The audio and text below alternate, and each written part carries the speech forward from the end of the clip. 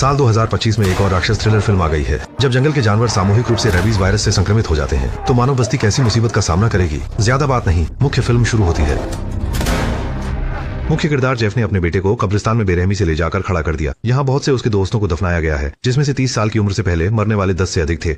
उनका एक समान विशेषता ये था कि उन्होंने जीवन में नशे की लत लगा ली थी। असल में जेफ के बेटे को नशे की लत थी और वह इस तरीके से अपने बेटे को नशा छुड़ाने में मदद करना चाहता था, लेकिन लड़का जरा भी प्रभावित नहीं हुआ। उसने तो यह तक कह दिया कि उसका पिता बहुत स्वार्थी और बेरहम है। गहरी निराशा से भरा हुआ जेफ ने आगे बढ़ने का फैसला लिया और रातों रात अपने बेटे को साइबेरिया के एक पहाड़ी गांव में ले गया। यहाँ का स्थान दूर दराज है, शोरगुल से दूर, जो बेटे के लिए एकांत का सबसे बेहतर स्थान है। जेफ ने गाड़ी को साथी के घर के सामने रोका और जल्दी से गर्मजोशी के साथ अंदर ले जाया गया। कुछ सरल बातचीत के बाद उसने बेसब्री से बेटे को एक अलग कमरे में बंद कर दिया। बस 7 दिन की वापसी प्रतिक्रिया को सहन करना होगा, फिर बेटा नशा छोड़ने में सफल हो जाएगा। कोई नहीं जानता था कि अगले दिन छोटा जय सूंघते हुए और आंसू बहाते हुए इतना परेशान था कि उसे पहचानना मुश्किल था। जेफ से यह देखा नहीं गया और उसने पास के मेडिकल स्टोर से कुछ दर्द निवारक दवा लाने का फैसला किया। कौन जानता था कि जैसे ही वह बाहर निकला एक भेड़िया सामने खड़ा घूर रहा था। साथियों को लगा कि भेड़िया खाना खोजने के लिए नीचे आया है और आमतौर पर इंसानों पर हमला नहीं करेगा, लेकिन अरे अगले ही पल भेड़िया अचानक तेज हुआ और एक छलांग में साथी को गिरा दिया। जेफ डर के मारे जड़ हो गया और जब होश में आया तो दौड़कर लकड़ी के घर में छिप गया।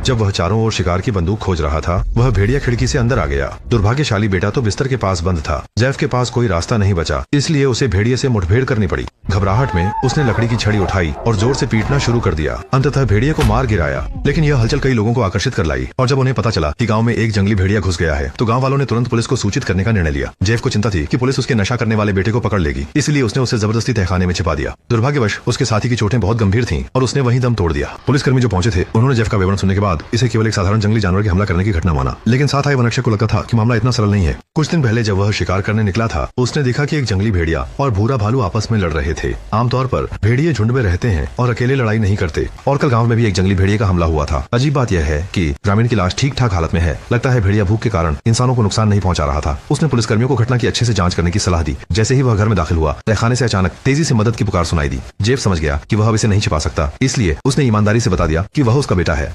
पुलिसकर्मी के कहने पर उसने अनमने मन से अपने बेटे को बाहर निकाला। किसे पता था छोटा जय खुद बागी था और ठंडे दिल के बाप से छुटकारा पाने के लिए उसने पुलिसकर्मी के सामने कह दिया कि वह जेफ को नहीं पहचानता। वह जेल में ले जाने को तैयार था, लेकिन पिता के साथ रहना नहीं चाहता था। लेकिन फिर भी जेफ अपने बेटे को छोड़ने का इरादा नहीं रखता।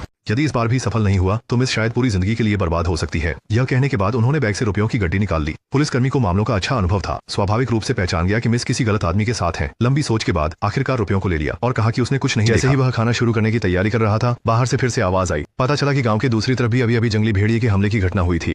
साथ के वनरक्षक का दिल बैठ गया। तुरंत ही गाड़ी लेकर घटनास्थल की ओर रवाना हुए। अच्छा हुआ कि इस बार कोई जनहानि नहीं हुई। घर के मालिक ने तेजी से प्रतिक्रिया दी और उस भेड़िए को भेड़ के बाड़े में बंद कर दिया। वनरक्षक के पास पर्याप्त अनुभव था। उसने मुख्य द्वार से प्रवेश नहीं किया, बल्कि छत पर चढ़ गया, ऊंचाई से स्थिति का फायदा उठाने के लिए। टॉर्च की रोशनी में फॉरेस्ट गार्ड ने कुछ खून से लथपथ भेड़ों की लाशें देखी, लेकिन अगले ही क्षण एक जंगली भेड़िया अचानक से उछल कर आया। फॉरेस्ट गार्ड ने जल्दी से हटकर खुद को बचाया और वह भेड़ों के बाड़े में गिर गया। उसने तुरंत शिकार की राइफल उठाई और कुछ गोलियां चलाकर उस खतरनाक भेड़िए को मार गिराया। इस संघर्ष के बाद फॉरेस्ट गार्ड ने अपने मन की आशंका की पुष्टि की कि ये भेड़िए रेबीज वायरस से संक्रमित हो गए हैं, इसलिए वे अकेले अकेले चल रहे हैं और गांव वालों पर हमला कर रहे हैं।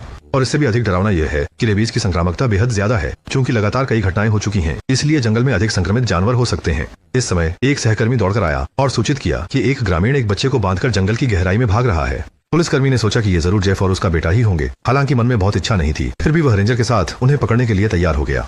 और इस समय जेफ अपने बेटे के साथ जल्दी जल्दी पहाड़ की ओर बढ़ रहा था। उसके साथियों ने बताया कि पहाड़ में शिकारियों के आराम के लिए एक लकड़ी का मकान है। अब जब छोटे जेफ का अस्तित्व उजागर हो चुका है, वह वहां पर ही अपने बेटे का नशा छुड़वा सकता था। किसे पता था कि अभी मंजिल तक पहुंचे भी नहीं थे कि जंगल में फिर से एक जंगली भेड़िया आ गया। अचानक के हमले में जेफ को गिरा दिया गया, लेकिन अच्छा हुआ कि उसकी पीठ पर का बैग भेड़िए के काटने से बचा रहा। उसने जल्दी से पलटकर अपनी बंदूक उठाई, तब जाकर भेड़िया डरकर भागा। जेफ अपने बेटे को जबरदस्ती घसीटकर स्नोमोबाइल पर बैठाकर किसी तरह सुबह होने से पहले लकड़ी के घर तक पहुंच गया। दरवाजे में प्रवेश करने से पहले सतर्क जेफ ने दरवाजे के सामने पंजे के निशान देखे, जो विशेष रूप से ग्रिजली भालुओं को पकड़ने के लिए जाल थे। बूढ़े पिता के दिल में अचानक से एक अजीब सी बेचैनी उठी। तभी दरवाजे के बाहर अचानक कार के इंजन की आवाज गूंज उठी। असल में पुलिस अधिकारी और वन रक्षक आ पहुंचे थे, तो उन्होंने गाड़ी रोकी और पूरी तरह से उलझन में पड़े जेफ को चिल्लाते हुए देखा। बाहर से कुछ भेड़ियों के बारे में सुनाई पड़ा। दोनों असमंजस में गाड़ी से बाहर निकले। सामने एक जंगली भेड़िया उनकी ओर आ रहा था। पुलिसकर्मी वापस गाड़ी में भागना चाहता था, लेकिन दुर्भाग्य से भेड़िए ने उसकी पैंट पकड़ ली। बड़ी मेहनत से छूटने के बाद वह चालाकी से सामने के दरवाजे से भाग गया और भेड़िए को गाड़ी में बंद कर दिया। अचानक एक और जंगली भेड़िया आ थमा। संकट की घड़ी में रेंजर ने सटीक निशाना लगाकर भेड़िए को मार डाला। दोनों व्यक्ति अब बाहर रुकने की हिम्मत नहीं कर सके और भागकर उस छोटे से लकड़ी के घर में चले गए जहां जेफ था। मुश्किल से शांति बहाल हुई और कुछ लोगों ने दुखद रूप से पाया केबिन में कोई खाद्य सामग्री संग्रहित नहीं की गई थी। उन्हें जल्द से जल्द पहाड़ी से नीचे उतरना होगा। अचानक छोटे जी को महसूस हुआ कि कोने में कुछ हिल रहा है। पास जाकर देखा तो फर के नीचे एक जीवित व्यक्ति दुबका हुआ था। यह देखते हुए कि वह व्यक्ति प्रकाश से बहुत डर रहा था, वन रक्षक ने निष्कर्ष निकाला कि वह भी रेबीज से संक्रमित हो गया था। शायद किसी जंगली जानवर ने उसे काटा था। पुलिसकर्मी ने एक रस्सी ढूंढकर उसे बांध दिया और उसे अगली सुबह शहर में इलाज के लिए ले जाने की तैयारी की। हालांकि एक वास्तविक समस्या उनके सामने थी। बाहर का तापमान कम से कम -40 डिग्री था। उन्हें तुरंत वाहन शुरू करना होगा, नहीं तो थोड़ी देर बाद कार की तेल आदि जम जाएंगे और उसे स्टार्ट नहीं कर सकेंगे। वन रक्षक ने सिर हिलाया। साथ लाई गई गोलियां पहले ही खत्म हो चुकी थीं। अगर कार में मौजूद भेड़ियों को मारना है तो केवल सबसे मूल शिकार विधि अपनानी होगी। जेफ ने लकड़ी के घर में एक लकड़ी की छड़ी ढूंढी, जिसे तेज कर भाले के रूप में इस्तेमाल करने की तैयारी की। और सावधान रेंजर ने बर्फ पर ग्रिजली के पैरों के निशान देखे। हालांकि उसने कुछ नहीं कहा, बल्कि दोनों लोगों को वाहन की ओर ले गया। पहले से तय की गई रणनीति के अनुसार पुलिसकर्मी ने चुपचाप बोनट का दरवाजा खोला, लेकिन बुरी भेड़िया बाहर नहीं कूद पाई। जैसे ही जेफ ने लकड़ी की छड़ी से हमला किया, कुछ ही समय में उन्होंने मिलकर उसे मार डाला। लेकिन वे राहत की सांस भी नहीं ले पाए थे कि लकड़ी के घर से छोटे जैक की चीख सुनाई दी। जेफ और फॉरेस्ट रेंजर जल्दी से दौड़ पड़े। बस पुलिस अधिकारी वाहन को चालू छोड़ गए। असल में वह रेबीज वाला आदमी होश में आ गया था। उसने सभी को बताया कि उसे भूरे भालू ने हमला किया था, जिससे वह घायल हो गया था और रेबीज का शिकार हो गया था।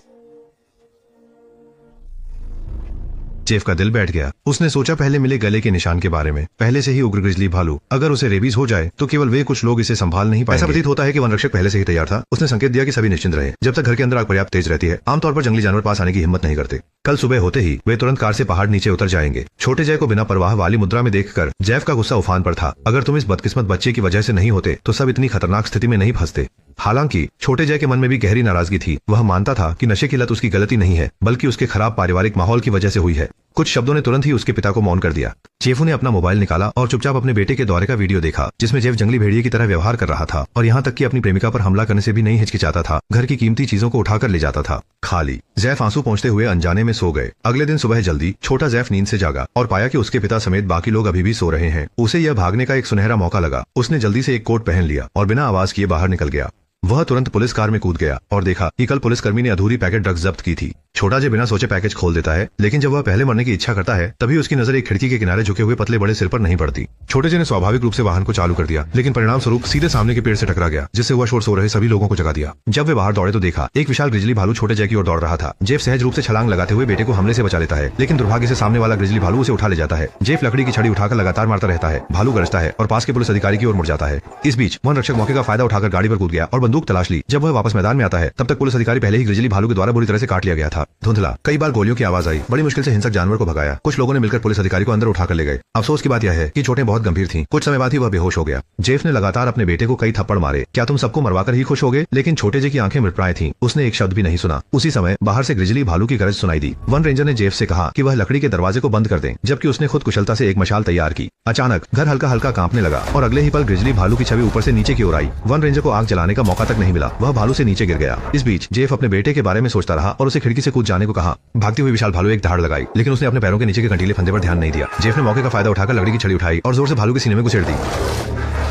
पीछे से शाओजे बाहर आया। लगातार चाकू लहराता रहा जब तक कि भालू पूरी तरह से शांत नहीं हुआ। किलियन जेफू की गर्दन पर एक गहरा घाव हो गया। छोटे जे ने दुख सहते हुए अपने पिता को लकड़ी की झोपड़ी से बाहर धकेला। अंदर की आग बुझ नहीं सकती थी, इसलिए उन्हें पैदल चलकर पहाड़ी क्षेत्र से बाहर निकलना पड़ा। जेफ को एहसास हुआ कि उसका समय अब खत्म होने वाला है। उसने अपने बेटे से अकेले जाने के लिए कहा, नहीं तो वे दोनों पहाड़ों में ठंड से मर जाएंगे। छोटे जे आमतौर पर अविश्वसनीय लगते थे, लेकिन जब उन्होंने वास्तव में महसूस किया कि उन्हें पिता से हमेशा के लिए विदा लेना है, तो वह एक पल में बड़े हो गए। उन्होंने पिता को एक सरल स्ट्रेचर पर रखा और बर्फीले तूफान का सामना करते हुए आगे बढ़े।